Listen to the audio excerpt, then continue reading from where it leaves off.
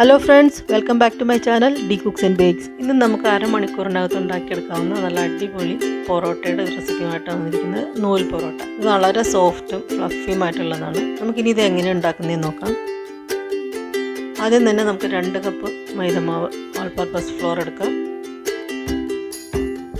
ഇനി ഈ മാവിലേക്ക് നമുക്ക് 1/2 ടീസ്പൂൺ ഉപ്പും 1 ടീസ്പൂൺ പഞ്ചസാരയും ചേർത്ത് നന്നായിട്ട് മിക്സ് ചെയ്യാം.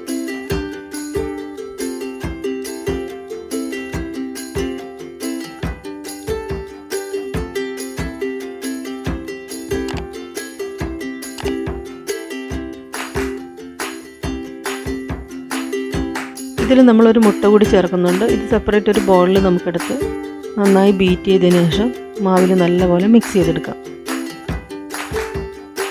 ഇത് നല്ലപോലെ മിക്സ് ചെയ്യണം. എവിടെയെങ്കിലും കട്ട പിടിച്ചിരുന്നത് നമ്മളിത് ചൂടുവെള്ളത്തിലാണ് കുഴയ്ക്കുന്നത്. അതാണ് ഈ പൊറോട്ടയുടെ പ്രത്യേകതയും.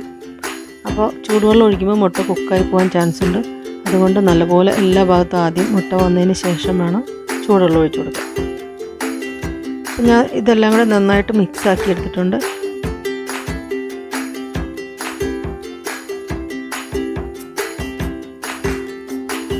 ഇതിലേക്കൊരു 1/4 കപ്പ് നല്ല ചൂടുള്ള വെള്ളം കുറേശ്ശെയായിട്ട് ചേർത്ത് നമുക്ക് സ്പൂണ് കൊണ്ട് നന്നായിട്ട് ഇളക്കി യോജിപ്പിക്കാം. ചൂട് ചെറുതായി ഒന്ന് കുറയുന്ന വരെ നമുക്ക് സ്പൂണ് കൊണ്ട് തന്നെ ഇളക്കാം. ഇപ്പോൾ ഒരുവിധം ചൂട് കുറഞ്ഞിട്ടുണ്ട്. നമുക്കിനി ഇതിലേക്ക് 1 ടേബിൾ സ്പൂൺ നെയ്യ് കൂടി ചേർത്ത് ഇനി ഇത് നമുക്ക് കൈകൊണ്ട് തന്നെ നന്നായിട്ട് ഒരു 2-3 മിനിറ്റോളം നല്ലപോലെ കുഴയ്ക്കണം.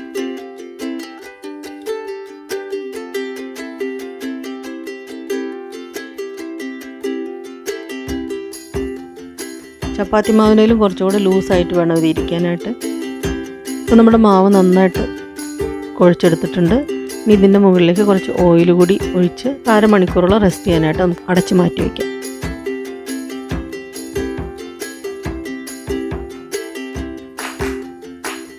ഇനി നമുക്ക് മാവ് പരത്തി കഴിയുമ്പോൾ അതിന് മുകളിൽ അപ്ലൈ ചെയ്യാനായിട്ടുള്ള ഒരു പേസ്റ്റ് ഉണ്ടാക്കിയെടുക്കാം.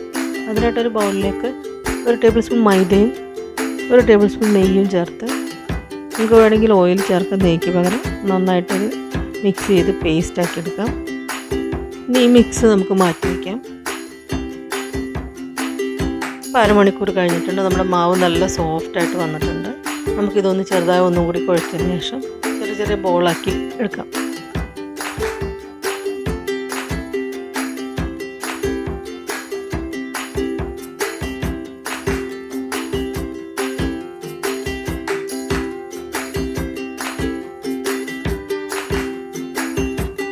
ഇങ്ങനെ ഉള്ളിലേക്ക് ടക്ക് ചെയ്ത് വേണം ഇത് ഉരുട്ടി വയ്ക്കാനായിട്ട്.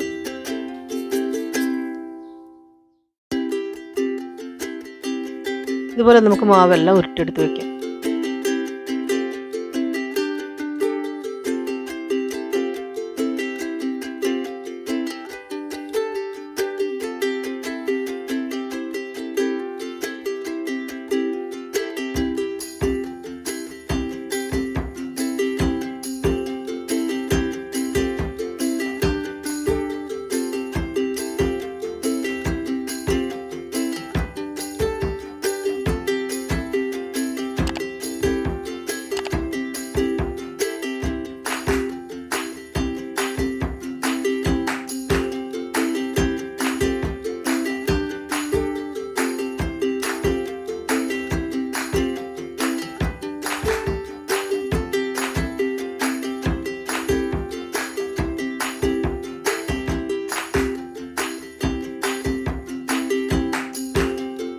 നമ്മൾ ചപ്പാത്തിക്കൊക്കെ പരത്തുന്ന പോലെ ആവശ്യത്തിന് മൈദപ്പൊടി ഇട്ടതിന് ശേഷം നമുക്ക് നല്ലപോലെ നൈസായിട്ട് എത്രത്തോളം നൈസായിട്ട് പരത്താൻ പറ്റുമോ അത്രത്തോളം നൈസായിട്ട് പരത്തിയെടുക്കാം.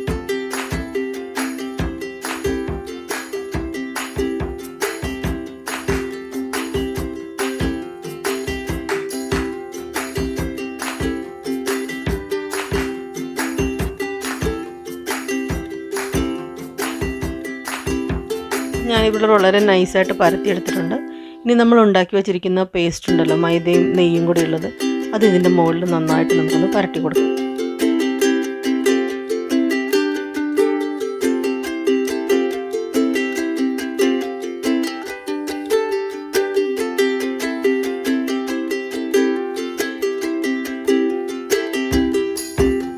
നമുക്കൊരു കത്തിയോ പിസ്സ കട്ടറോ വെച്ച് നമുക്ക് ചെറിയ ചെറിയ നൈസായിട്ടുള്ള സ്ട്രിപ്സായിട്ട് നമുക്കിത് കട്ട് ചെയ്തെടുക്കാം.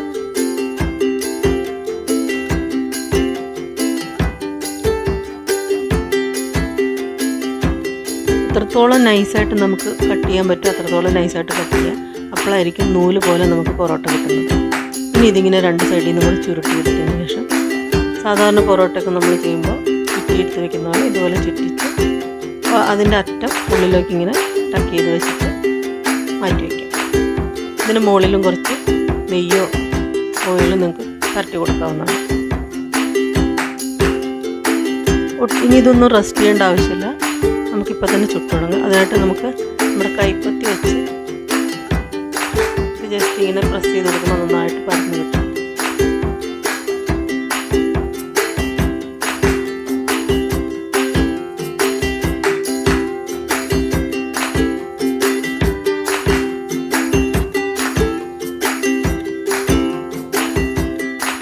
ഇനി നമുക്കൊരു ചൂടായ തവയിലിട്ടിട്ട് ഇത് ചുട്ടെടുക്കാം.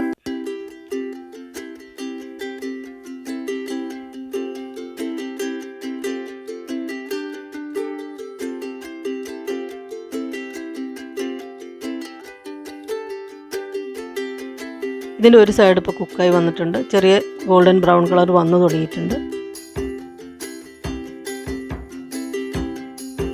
ഇനി ഇതിലേക്ക് നമുക്ക് കുറച്ച് ഓയിലും നെയ്യും കൂടെ മിക്സ് ചെയ്തിട്ട് ആണ് ഞാൻ പറ്റുന്നത്. നിങ്ങളുടെ ഇഷ്ടത്തിനനുസരിച്ചിട്ട് ഓയിലോ നെയ്യോ മാത്രം വേണമെങ്കിൽ ഉപയോഗിക്കാം. പിന്നെ തിരിച്ചും മറിച്ചു വിട്ട് ഇതുപോലെ നല്ല കളറായി വരുമ്പോൾ നമുക്ക് എടുക്കാം.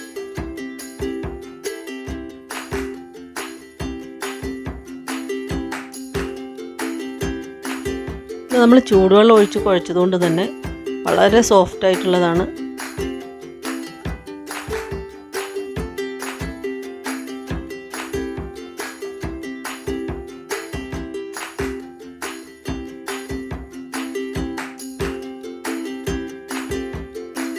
ഇത് നമ്മൾ ചൂടുവെള്ളം ഒഴിച്ച് കുഴച്ചതുകൊണ്ട് നമുക്ക് അധികം നേരം വെക്കേണ്ട ആവശ്യമില്ല.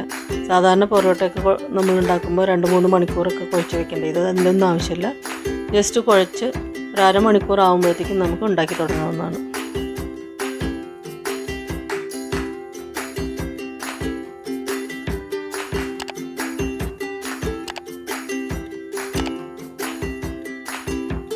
ഇപ്പം നമ്മുടെ പൊറോട്ടയെല്ലാം ചുട്ടെടുത്തിട്ടുണ്ട്. ഇതിന് നമുക്ക് ഒന്നിന് മുകളിൽ ഒന്നായിട്ട് വെച്ച് ഇതുപോലെ ശക്തിയായിട്ട് കൈ കൊണ്ടൊന്ന് തട്ടി കൊടുക്കാം.